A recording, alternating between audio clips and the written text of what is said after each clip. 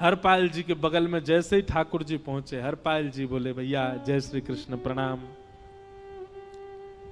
ठाकुर जी तो नाराज हो गए, क्या भगवान का नाम बोलता है सुबह सुबह, तुम सब लोग बड़े पाखंडी हो, ढोंगी हो, और हमने सुना इस गांव में एक रहता है वो चोरी डकैती करता है और फिर कहते हैं संत सेवा करता है। ऐसी काय बात की चोरी भैया, करता तो चोरी है, भली उससे भली संत सेवा करता हो, नाम उसका हरपाल है, हम सब जानते हैं, भगवान का नाम मत लो हमारे सामने।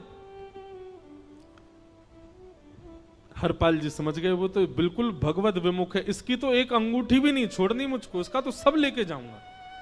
अगर ये बदले में जय श्री कृष्णा बोलता तो एक आध गहना छोड़ देता है इसका में, पर ये तो इतना बिखर रहा है भगवान का नाम सुन के, इसका कुछ नहीं छोड़ूंगा, सब ले जाऊंगा। हरपाल जी बोले हाँ भैया एक रहता तो है डकैत इस गांव में, और उसका कोई पता नहीं हो कभी भी आ जाता है, लेकिन एक मार्ग जंगल में होकर के है, उसमें गांव में नहीं जाना पड़ता, जंगल से गुप्त चुप निकल करके पूरे गांव पार हो जाएंगे, आप शहर पहुंच जाओगे, उसका रास्ता मुझे ही पता है।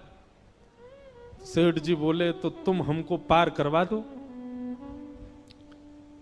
हरपाल जी बोले मैं पार तो करवा दूंगा, लेकिन भगवान मेरे घर कुछ मेहमान आए हैं, उनके भोजन आदि की व्यवस्था के लिए मैं तो बाजार आया था, मेरे पे धन नहीं है, आप यदि मुझको कुछ दे देंगे तो मैं घर पर व्यवस्था करके आऊंगा, तुरंत आपको लेकर के गांव पार करवा दूंगा। ठाकुर जी ने उसको कुछ सोने की मोहर दे दी, बोले लो तुम अपने घर की व्यवस्था कर आओ। हरपाल जी ने सामग्री खरीदी, घर पर पहले व्यवस्था करके आए, बोले आज की व्यवस्था हो जाए, क्योंकि आज तो 10 साल का सब चोरी करना समय लगेगा। पत्नी से कहा भोजन प्रसादी बनाओ, संतों को पवाओ, संत पूछेंगे मैं कहां है तो कहना कि आप लोगों की 10 साल की व्यवस्था करने गए आज। हरपाल जी लौट करके आए और सेठ जी से कहा आइए आइए चल दीजिए मेरे साथ और हमारे संगी चलना बिल्कुल। ठाकुर जी रुक्मणी जी चलने लगे, जैसे ही विहंगम जंगल में पहुंचे, भयंकर भयावह जंगल, बीच जंगल में जैसे ही पहुंचे, हरपाल ने पीछे मुड़ करके देखा, दोनों चले आ रहे हैं। तुरंत महाराज वो तो अपने रूप में आ गया, शेर की तरह गर्जना करने लगा और अपने सिर का स्वाफा निकाल करके सामने बिछा दिया।